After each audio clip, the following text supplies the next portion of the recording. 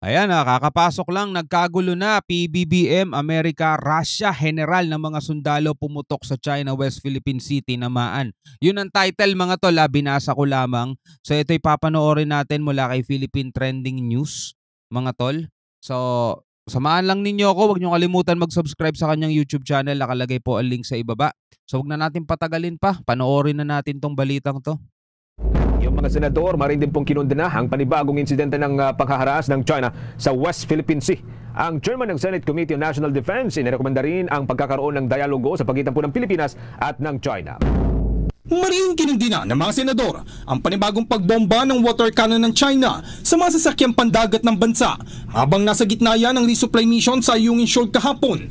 At noong Sabado ay binomba rin ng tubig ng Chinese Coast Guard ang barko ng Bureau of Fisheries and Aquatic Resources habang nagsasagawa naman ng humanitarian support para sa mga mangingisda sa Scarborough Shoal. Ayon kay Senate Committee on National Defense and Security Chairperson Jinggoy Estrada, malinaw na paglabag ito sa karapatang pantao at kawalan ng paggalang sa soberanya ng Pilipinas. Samantala, alam na ng mga Pilipino yun. Alam na ng mga Pilipino yun. Kaya nga, kahit na anong gawin ng mga pro-China, mga tol, hindi nila talaga mabibilog pa yung ulo ng mga Pilipino na nakikita at nasasaksihan itong ginagawa ng China. Inimok naman ni Senate President Juan Miguel Zubiri si Pangulong Ferdinand Bongbong Marcos Jr. na pauwiin na si Chinese Ambassador Wang Xiliang. Wala. Sinabi ni Zubiri na wala nang ginagawang ambassador upang resolbahin ang patuloy na pag-atake ng kanilang gobyerno sa tropa ng Pilipinas. Ipinaalala ng Senate leader na isang humanitarian mission ang inatake ng China na pagpapakita ng kawalan nila ng puso. Ay naman kay Senadora Grace po, malinaw na paglabag sa international law ang international attack at hindi anya dapat umatras ang bansa sa pagbibigay proteksyon sa ating teritoryo, lalo na't may suporta tayo ng like-minded allies. Wala. PBBM, hindi daw po uuwiin yun at parang kinakabahan pa si PBBM, tol. No? Parang maingat si PBBM sa kanya mga nagiging aksyon at tugon, mga tol, dito sa ginagawa ng China. Etong mga senator, nagiinit na rin mga tol, pero si PBBM chill lang. No? Chill lang kayo, chill. Umaasa naman si Senador Francis Tolentino na mananatiling nagkakaisa ang international community sa pagkundina sa mga harassment sa bahagi ng ating teritoryo. Para naman kay Senador Christopher Bongo, kung ano ang para sa bansa ay dapat ipaglaban. Ang paikipaglaban ay maaari naman anyang idaan sa diplomatikong paraan at hindi sa panghaharas. Lalo pakinggan natin ang bahagi ng payag ni Senador Christopher Bongo. Ano po yung atin? What is ours is ours. Ano yung atin dapat ipaglaban po natin? At maaari naman natin ipaglaban ito sa diplomatikong paraan. At importante dyan, huwag natin ibigay o even an inch, no? Wala tayong i-give up sa kanila. Ipaglaban natin kung ano po yung atin. Karapatan po natin yun. Kung ano po yung atin, ipaglaban natin.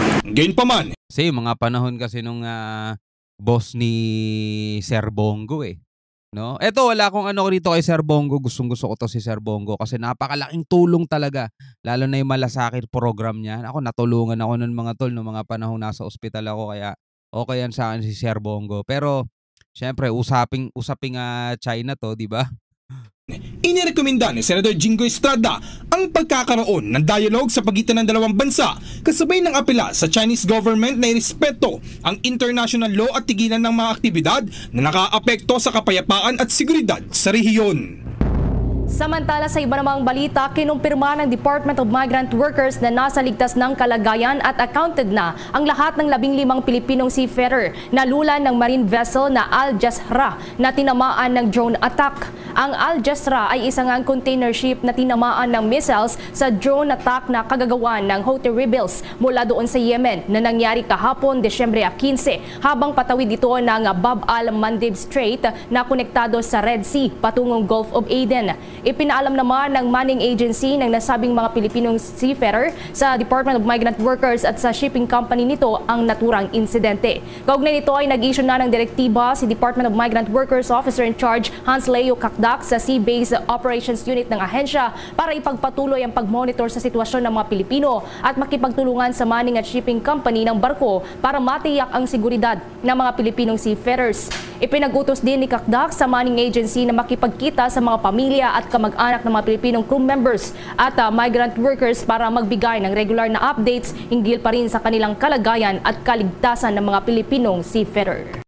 Mataas na general ng mga kasundaluhan ng Pilipinas, mga sangkay, galit na po sa China. Itong nangyayari sa Pilipinas na bakbakan po sa pamamagitan ng mga sindakan ng salita. Pilipinas at China. At ito po yung balita, no? AFP Chief General Browner galit na po sa China dahil nga po sa ginagawang panghaharas di umano sa West Philippine Sea. Tulad nga ng mga balita na binigyan natin ng reaction ng mga nakaraan, yung mga kasundaluhan natin mga tol, talagang professional talaga lahat, no? Bibilib ka rin sa kanila kasi sa kabila ng mismo, 'di ba, sila mismo yung parang nasasaktan, lalo na kapag sila ay hinaharang, binubomba ng water cannon, 'di ba? Bilang mga sundalo kasi parang natatapakan yung kanilang dangal. Diba? Sundalo sila eh. Supposedly dapat naikipaglaban sila eh. Pero nagpaparaya sila mga tol eh. Nagtitimpi sila, no? Kung sila tatanungin mo talagang napuputukan na nila yung mga yan. Pero syempre, meron silang sinusunod eh. Hindi sila pwedeng manguna. Ang gobyerno natin gusto ng peace talk. Ang gobyerno natin gusto ng mapayapang o diplomatikong usapan tapos bigla silang magsisimula ng gera. Diba? Hindi nila pwedeng gawin yun mga tol. Pero hindi nila man natin mapipigilan din na ilabas nila yung kanilang emosyon sa pamamagitan ng mga salita, di ba? Tutuloy natin. Ang tanong dito, dahil galit na siya, ano ang kanyang strategiya, ano po ang kanyang gagawin ngayon sa China? Ito, panoorin po natin ang balita. Pinasinungalingan ni AFP Chief General Browner Jr. ang akusasyon ng China na binangga ng ating bangka ang China Coast Guard ship. May buwelta rin siya sa mga pangharas ng China sa West Philippine Sea. Nasa frontline ng balitang yan, si Brian Basa. Makakagalit, no? We are just doing a legitimate operation in our own exclusive economic zone. Yan ang diretsahang buwelta ni Armed Forces of the Philippines Chief of Staff, General Romeo Browner Jr. matapos personal na maranasan ang pang-water cannon ng China Coast Guard habang nakasakay sa bangkang Unay sa May 1 sa Ayungin Shoal nitong linggo. Yan, mga sangkay. Kasi kaya po siya nanggagalaiti din sa China dahil nga po na-experience niya mismo, ayon nga po sa kanya, hindi aware ang China Coast Guard na naroon siya sa maliit na barko ng Pilipinas. Kaya nga gusto ko rin na ma-experience din to ni Senator Robin eh. 'Di ba? Kasi siya yung dapat maging proud ka. At merong 60% ang mga Pilipino may dugong Chinese, 'di ba? Diba? At ang Chinese ay hindi yan naging historically, hindi naging threat yan sa Pilipinas. O, di ba? Pag eto na-experience niya, ewan ko baka magbago yung isip nun. Wala po silang kamalay-malay na nandun ang mataas na general ng Armed Forces of the Philippines. Nakita niya mga sangkay kung paano po mangharas ang China. Nakita niya mga sangkay, na-experience niya kung paano po bombahin ng water cannon itong mga barko ng Pilipinas nitong China. Para yan sa resupply mission sa ating DRP Sierra Madre. Kwento ni Browner, Sabado pa lang, pinubuntutan at hinaharang na sila ng China Coast Guard, Chinese Navy at Chinese Militia sa sila binomba ng tubig kinabukasan. Dapat lumabas siya no? Lumabas siya, sinabi niya, "Oy, andito ako. Ba't kayo ganyan? Andito ako." Kasi yun po yung pinaghihimutok niya. Maybe daw hindi aware ang China na nandun siya mismo. At nangyari yung ganong insidente. Pinasinungalingan niya rin. Ba't magbabago bang galaw ng China pag nalaman na may general doon? Diba? Pagdating naman ng kaguluhan, naglalabanan din naman niya, diba? Pahayag ng China na ang Unay sa May 1 daw ang bumangga sa Chinese ship. Nako? Binunggo nila kami, no? So kabaliktaran dun sa sinasabi nila na tayo daw ang bumunggo sa kanila. Well, ngayon po natin napatunayan na mga loko-loko itong mga Chinese. No? Ngayon natin mas nakikita na itong mga Chinese talagang namang may problema sa pag-iisip. Tingnan nyo yung ginagawa nila, binabaliktad po nila yung pangyayari. Ang problema, mga sangkay, para sa part nila, may mga video eh. Diba may mga nakikita tayong video na magpapatunay na Diyos mio marimar, hindi po nagsisinungaling ang mga Pilipino na hinaras po nito mga singkit. No, imposible yun because we will not do that. Dahil maliit lang tayo, kung bumunggo tayo sa kanila na malakas, maaring maghiwa-hiwalay yung kahoy. Correct. Tama yun, mga sangkay, di ba? Napakaliit. Tingnan nyo nga naman yung barko na yan. Ito. Check natin. Tingnan nyo naman kung gaano kaliit yan. Ang bira naman, Saan ba yun? Mas kita dito eh. Ayan, yan. Napakaliit ng barko na yan, mga sangkay. Tapos sasabihin na, bumunggo? Ano yun? Sila mambubunggo, tapos sila yung maliit. Napakaangas naman nun. China talaga no? No, imposible yun because we will not do that. Dahil maliit lang tayo, kung bumunggo tayo sa kanila ng malakas, maaring maghiwa-hiwalay yung kahoy. Durog. No, because the Unaiza May is just made up of wood. Bumuelta rin ang AFP chief sa sinabi ng China na professional at restrained o nagbibigil pa raw ang kanilang aksyon sa Pilipinas. Hindi professional yun. No? They were doing illegal acts. Bawal yun eh. Sa kabila Well, ano na natin yun? Kumbaga, natural na sasabihin nyo ng China. Sila yung nagigipit dyan. Sila yung naiipit na. Nakitaan po ng video. Hindi, saka natural na sasabihin ng China yon dahil nga para sa kanila ay pinoprotektahan lang nila yung kanilang soberanya, which is yun ang mindset dapat. No? Yun ang mindset, yun ang mentality dapat ng isang Coast Guard na naatasan magbantay sa karagatan, mga tol. Na kahit sino pa yung mga pumasok na yan, kahit anong bansa pa yan, pumasok na yan, talagang kailangan mong paalisin. Kailangan mong palayasin. No, hindi mo siya gagamitan ng armed attack pero pwede mo siyang harangin, pwede mo siya sigurong yun yung pinakaparaan nila, no? Bombay ng water cannon, mga tol. Yun ang mindset nila, yun ang mentalidad nila kasi nga naniniwala sila base sa kanilang historical claim, sabing ganun, historical rights at saka doon sa kanilang tinatawag na 10-dash line na yung mga yung karagatan na yan ay nasasakupan nila.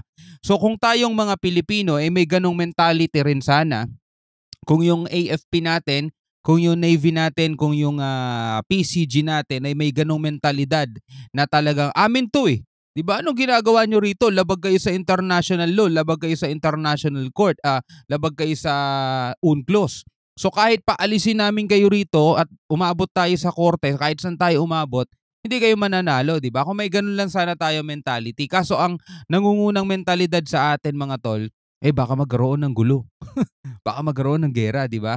Yun ang mentalidad eh. Kaya ano man ang pwedeng nilang gawing palusot, gagawin po talaga nila. So, sasabihin po nila. Kaya nga naman sabihin nila na, hindi, totoo yung sinasabi ng Pilipinas, kami talaga yung bumangga. Masama talaga yung ginawa namin. Hindi nila sasabihin yun. Pero, sabi pa nga, to see is to believe eh. Nakita po ng buong mundo yung ginawa ng China. Kasi hindi lang West Philippine Sea ang inaangkin ng China, mga tol, di ba? May inaangkin din yan sa ibang bansa, sa Taiwan, sa Japan, di ba? Indonesia. Pero tingnan nyo to, itong Indonesia, for example, may pumasok na vessel sa kanila, sa Chinese vessel nila, di ba? Marahas nilang pinapaalis talaga, mga tol. Di ba? O bakit yun? Ganun yung mentality nila, di ba? O yung Japan, yung Senkaku Island ba yun, mga tol, na inaangkin din ng China, di ba? Pasok sila doon. Habulin sila ng Japan, palaya sila, banggain sila ng Japan, ng Japanese Coast Guard. Yun yung mentality. Pinagmulan ba ng gera, di ba? Hindi naman eh, kasi tinutugunan ng kanya-kanyang bansa yung paniniwala nila, yung talagang determinado sila na gawin nila yung trabaho nila. Yun ang kulang, no, sa Pilipinas, mga tol. Masyado tayong naiipit, nakakadena doon sa mentalidad na pag tumugon tayo rito, pag pinalayas natin sila, baka magsimula ng gera. Sana nagsimula na yan sa ibang bansa, di ba? Sa Japan, sa Indonesia, sa ibang mga bansa. Maliliit pa sa atin lalo yung mga bansang yun, pero matitikas, pumapalag. Yung Taiwan nga, di ba, pinag-aaresto yung mga nila eh. Yung mga militia vessels nila, yung mga mangingisdang illegal din pumasok sa karagatan ng Taiwan eh, di ba? Taiwan napakaliit no, napakalapit pa nila. 'Di ba? Pero hindi nga magalaw-galaw ng China 'yon. Tapos tayo Pilipinas takot na takot eh. Nagsalita po yung mga leader ng mga bansa. Diyan mga sangkay, kahit anong sabihin ng China, wala pong lusot yan. Bila ng dinana sa dagat, maituturing pa rin daw na tagumpay ang kanilang misyong makapagpadala ng pamasko sa tropa sa PRP Sierra Madre. Wow. Paalam din daw si Bronner kay Pangulong Bongbong Marcos sa kanyang biyahe. Sabi raw ng Pangulo, magandang ideya ito. Pero nang matanong kung alam ba ng China na kasama siya sa resupply mission. Ayan na. For the Chinese authorities aware na sakay kayo ng flight? Hindi nila alam na ako yung nandun. Yun ang sinasabi niya mga sangkay. Kaya daw nangyari yun kasi parang hindi alam ng China na nandun ang pinakamataas na Chief General ng Armed Forces of the Philippines. Dahil hindi naman ako naka-uniforme while riding the Unaiza May, mukhang may suspetsya lang sila because they were asking for my whereabouts. Sa gitna ng back-to-back na pambubuli ng China sa Ayungin at Panatag Shoal, pinatawag na ng ating Department of Foreign Affairs si Chinese Ambassador Huang Xilian. Naku, yung pagkakaalam po natin mga sangkay, tropa yan ng Pangulo, di ba? Ano kaya ang anong magiging usapan nila dito? Marami po ang nananawagan dyan na palayasin na po sa Pilipinas Iba, Kaso parang tropa na rin to ni PBBM. balik na po sa kanilang bansa. But I don't know kung gagawin po yan. Pero yung mga senador po natin, yun po yung panawagan nila.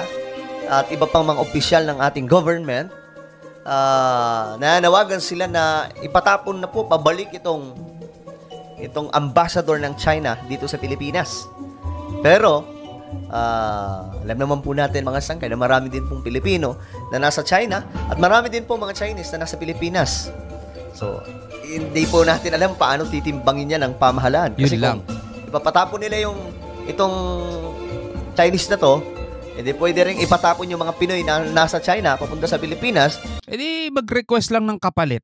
O, di ba? Ganong kapalit. Palitan nyo to. Ayaw namin dito. Palitan nyo to. Pero pwede rin gawin ng Pilipinas na ipatapon itong mga Chinese pabalik sa kanilang bansa na narito sa ating bayan. Pero, mga negosyante yan na narito, mga sangkay, kumbaga, nakakatulong din po sila sa ekonomiya. Pero may mga loko-loko din talagang Chinese. Kagaya po nitong mga Coast Guard ng China.